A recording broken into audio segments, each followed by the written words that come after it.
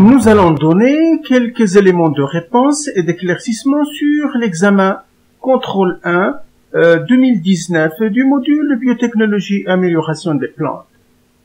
Et il s'agissait d'un sujet qui porte sur la tomate. La tomate, vous savez, où l'hétérosis elle est beaucoup plus prononcée et on a voulu l'exploiter pour créer des graines hybrides qui servent pour multiplier de façon beaucoup plus homogène la tomate. Alors, ces graines, évidemment, lorsqu'ils sont certifiés, ils sont purs, ils valent à peu près 10 000 dirhams le kilogramme. Alors, les chercheurs ici, les auteurs, pour tester la pureté de ces graines, ils ont utilisé deux marqueurs. Un marqueur SSR, qui est le microsatellite, tout simplement, et un marqueur de type RAPD. Et les deux marqueurs, ils sont basés sur la PCR. Pour le test de la pureté avec le marqueur de type RAPD, les auteurs, ils ont utilisé 218 amorces. Ils l'ont testé et ils ont trouvé comme quoi certaines amorces, ils génèrent des bandes spécifiques du parent femelle, uniquement de parent femelle, alors que d'autres bandes spécifiques du parent mâle sont générées par d'autres amorces. Et en même temps, il y en a des amorces qui peuvent générer des bandes spécifiques de parents mâles et de parents femelles. Les résultats sont donnés sous forme d'électrophorégramme, comme il est montré ici ci-dessus, que nous allons interpréter par la suite pour donner plus de détails. Ici, c'est des graines, des plants issus de graines, l'ADN extrait des plants issus de graines et graines dont il faut certifier la pureté par rapport, évidemment, aux parents mâles et aux parents femelles qui étaient l'objet d'un croisement dirigé pour donner ces graines. Pour les marqueurs SSR, microsatellites, les auteurs, ils ont travaillé sur 49 amorces. 49 amorces synthétisées, et puis ils les ont utilisées dans l'amplification de l'ADN.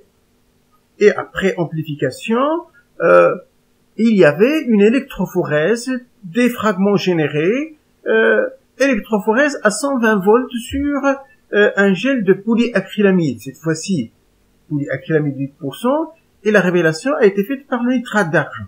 Et les auteurs, ils donnent les résultats obtenus avec cette amorce notée NaUSSRTO2. Alors ici, on voit effectivement que les bandes qui caractérisent les parents femelles, c'est à ce niveau, les bandes qui caractérisent les parents mâles, c'est à ce niveau, et puis après, les graines, ils sont aussi analysées juste à côté. On doit tester vraiment leur pureté, mais sur la base de ces 20 échantillons ici devant nous.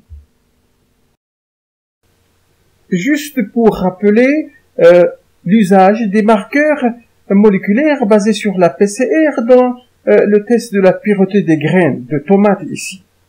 Alors ça commence avec l'extraction, la purification de l'ADN selon les normes dont on avait parlé bien avant, et puis après viendra l'amplification de cet ADN par PCR, la polymérisation en chaîne de l'ADN PCR.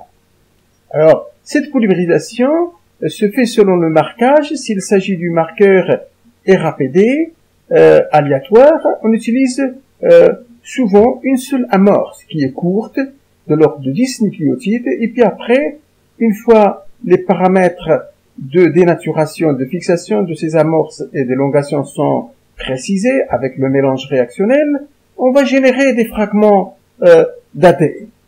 Et puis, on peut les générer, ces fragments, lorsqu'on est dans un marquage de type SSR, en utilisant deux amorces, cette fois-ci, qui sont un peu plus longues que les précédents.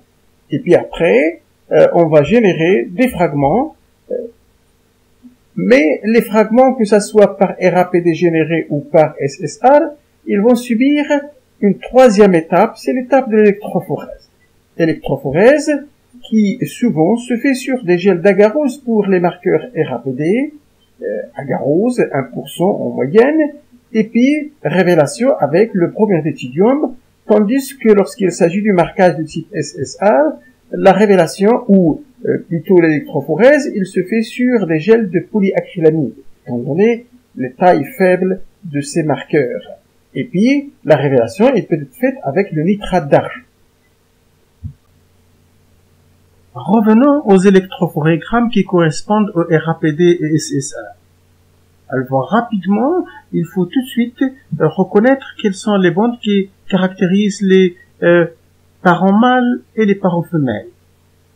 Au niveau de RAPD, c'est la bande de PM ou de taille à peu près 750 paires de bases qui n'est présente qu'au niveau du mâle et qui est spécifique du parent mâle. La bande de PM à peu près 450 environ, caractéristique du parent femelle. Pour les RAPD, les plantes qui présentent les deux bandes, ce sont les plantes évidemment issues de graines qui doivent être pures parce qu'ils reflètent le caractère parentaux mâle-femelle. Par contre, les graines 4, la graine 2, la graine 18, c'est quelque chose qui sort un peu de l'eau. Il ne représente pas les deux parents.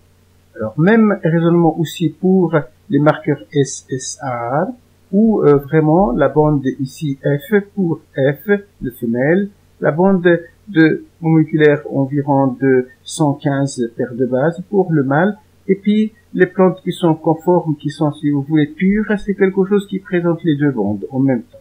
Ça fait aussi 3 plants qui sortent du lot, le 2, le 4 et le 18.